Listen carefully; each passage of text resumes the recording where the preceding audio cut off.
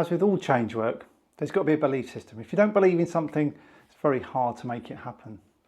So if you understand something, believe in it, and then trust in the process, then things will happen. Change work will begin. So going through a bit of psychology, how the brain works, and understanding that does help. And this is put this process before any sort of change work you do, and you're guaranteed success. So to start with, we'll talk about the brain and how we think. So you've got a left side of the brain and a right side of the brain. So these two sides. Your left side of the brain is for your logical thought. So how you do your maths, systematical, logical order of things. And your right side of your brain is your emotional side. So it's your creative side, your artistic side, and the loving side. And Emile Coué, a famous psychologist in the 1900s, he said if there's ever a conflict between the left side of the brain and the right side of the brain, the logical side and the emotional side will always win. Now that's really important. So if there's ever conflict between the logical side and the emotional side will always win. Now to put this in context, I'm sure you've been at home with a loved one and you're having an argument or having a heated debate, or you've been in the office and you're constructing your argument quite well, then all of a sudden you get this overwhelming emotion that comes through, or you don't quite feel safe in that environment, and that's the emotional side coming in now, and that's when you'll explode. For crying out loud, I told you, and you'll storm out, slam the doors, or you'll just make a quick escape. But when you're outside in a safer, different environment, after a while your emotional side's high and it's like, oh, I told him, yeah, no, I got that sorted. But after a while it starts to level out again, and the logical side again, but you weren't quite right there, maybe you shouldn't have been so loud, and you start to reason with yourself. But while you're in that argument, while in that heated moment, your emotional side took over.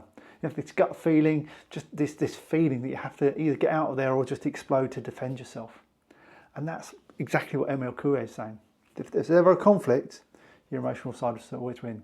And especially in emergency services or the military, you're sort of overwhelmed with this emotional, this feeling, but it's not part of your training or the systematic things you should be going through. And that's where doubt comes in. But if you understand the left side and right side of the brain, how that works, then you're onto a winner. But then stuck right in the middle between this left and right is a small little thing called the amygdala.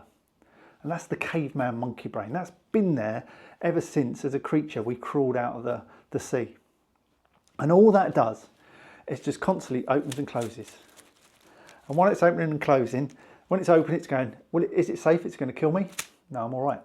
And it's constantly doing this all day long. So as you're walking past things, is that going to help me, kill me? No, we're okay. And as a caveman monkey brain, that's all it's there to do. So you'll be flinching, or you notice things quickly, but your brain's really quick, and it learns from experience. And it's like, no, that's fine, I understand what that is. Car backfiring or car driving fast really loud, you're like, oh, what was that? Oh, it's only a car, and you carry on going. But what happens over time is some things get in the way. So a family trauma gets in the way, a death in the family, an accident, and this stops this closing properly. And what this is actually doing is when it's open, if it stays open, it starts to push out the cortisol, the adrenaline, all sorts of the hormones to make you fight, flight or freeze. And while it's open, you're in that tremendous state of ready to take it on, ready to run away, or just freeze and let something happen to you. So as a duck, they'll just play dead. So my dog's picked up a duck before, it played dead. My dog dropped the duck ran off quickly. Or you might have to fight. So if you're a caveman and every day you went down to the village to the water to get a bucket of water for the village, and one day you went down there and as you scooped up the water, you noticed on the other side there was a lion and it's looking at you, big teeth. You're like, whoa! So as you walk down to the river, you'll be slips, trips, falls, things like that, scoop up the water, and then you see that lion and it's like, whammo, that might hurt me, that might kill me. So now you've gone to the fight, flight, freeze. It's the other side of the river, so lucky enough I don't have to take it on just yet, but I'm going to run back to my village as quick as possible in the fastest sprint I can possibly do. And this, the adrenaline pumping out, will give me that surge of energy to get back to the village. And back in them times, if the lion wasn't following me, I'd get back to the village, I start talking about it, and eventually this will calm down. So it'll stop pumping out all that adrenaline because I'm back in a safe place and the villagers are looking after me. And we get back to this, is it going to hurt me, going to kill me?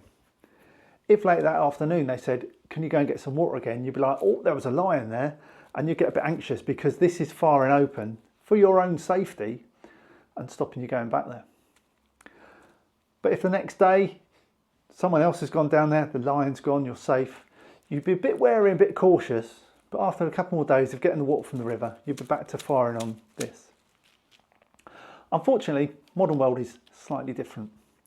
So you might have an incident going to work. You might have had a traffic accident. Someone just missed you on a bike or something while you're crossing the road. And this is putting you slightly on edge. Then you get to the office and you want to talk about it to calm down, but then you've got some dreaded boss coming in, so I demand all this paperwork and you haven't done this, and that just pushes your stress up a bit more. And what we're not doing is letting this close properly. And with all them other incidents, you might have had some trauma in the family, the accident, this is stopping it closing.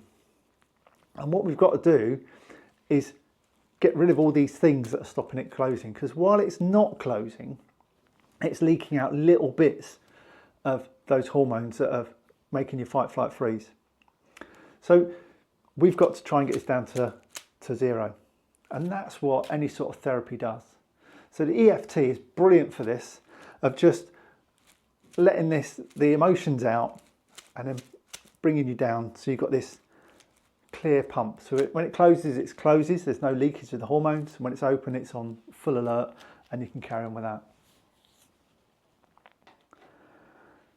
Then we move on to energy. We are all energy. If you imagine the Big Bang, before the Big Bang there was nothing. Then there was a massive energy, rocks went flying across the sky. And eventually planets were made. For billions of years of no life on planet, then life was somehow created. Billions of years, and then something crawled out of the sea. Another billions of years, about 40,000 years ago, there was a caveman appeared on the planet. That is energy from the Big Bang to now. And there's just a spark of life. If you've ever seen a dead animal, a dead person, there's that spark of life missing. And whenever you've got scientists, they can tell you how the heart works, the lungs work, the brain works. They can't actually tell you what that spark of life is. And you can call it life, energy, chi, mojo, whatever you like to call it, spirit. It's there. There's something there that keeps us alive and keeps us us. And there's only one of each of us. So that's how unique we are. But that energy does flow through all of us. And to prove that, I've got my mate Peppa Pig here. She's got little sensors on her hands. If I touch one side and then touch the other side, she sings her little song. So yes, she's got batteries, but the energy is passing through me. If I touch it on the wall, there is no energy passing through there, so she doesn't sing. So we have energy flowing through us. And we've done this in a room of 30 people. And touching hands all the way around, so there's an energy flows through us all. So we are made of energy. Then the final thing is the past, the present and the future. So the past is anxiety. So you can think about all the things that have happened, but they're not really in your head. Your brain changes and manipulates them for the caveman's safety reason. So you think back to when you saw the lion the other side of the river. When you get back to the village, the caveman monkey brain, it was like his teeth are really huge, big muscles on him, and that mane, and they're really deep raw. Because your brain turns it up a bit, because that's your perception of fear. As a police officer, if you come by a robbery suspect, if they were held up by knife or gunpoint, their focus is on the knife or the gun, because that's the thing that was going to hurt them.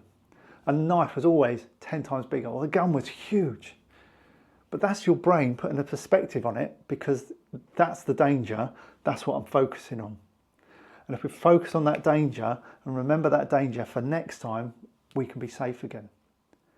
So your past is a lie. Your brain changes that for good and bad. So if you said to me as Rick, as an 8-year-old child, my mum came down, what cake do you want for your birthday? I'd say Black Forest Gatto. And I used to love Black Forest Gatto because everything about it, but the whole emotion of it. So birthday party, presents, and a Black Forest Gatto. Years later though, if you sat down and gave me a Black Forest Gatto now, to me it's a chocolate cake, bit of cream with a cherry on the top. It hasn't got that emotional fix to it. But because my memory as a child and all the emotion, the love, the joy and the happiness that goes with that, it just ramps up the feeling of a Black Forest Gatto. It's a bit of a disappointment now when it sits down in front of me and like, oh, still nice though. So it works good and bad. So going the other way, the future, that hasn't happened yet. So just like the past, you can worry about all them things that happen. So you wake up in the morning, you've got to get the kids ready to go to school, and you've got to get to work, and you've got to get home from work quickly because the kids got a club to go to, and it's just all these stresses of the day. And then you've got to make dinner, get food in for the dinner, make everybody happy, you know, wash up, bath, bed, and all that sort of stuff. And you can wake up every morning and just go through this same humdrum thing. But if I came round tomorrow afternoon or this afternoon, I said, come on, I'm going to take you out to the harvest and we're going to have a real slap-up dinner for you and your family. I've just changed your future in an instant, because all of a sudden you don't have to wash up. You're not having to cook, and you're going to get a nice meal.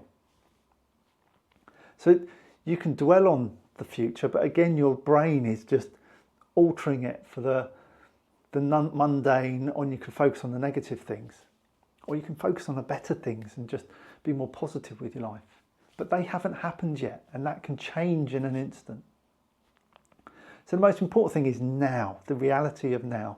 This is the only thing your brain hasn't bastardized in any way. It's just unmasked. This is reality. That's why I really recommend going out into nature and just focusing on the now and just living life and enjoying this moment, because this is an unaltered by your brain. This is reality.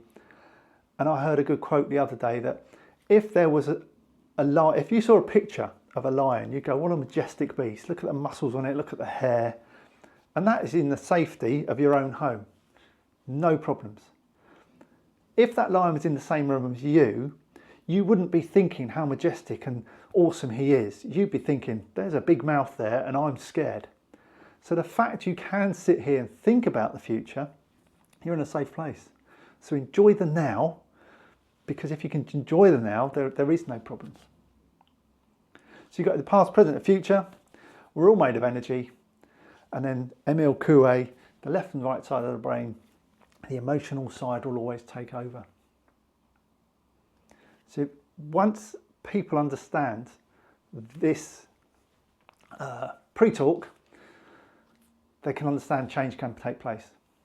And change will take place. So stay tuned. We're going to go through the EFT in the next couple of videos. Let's hope to see you there.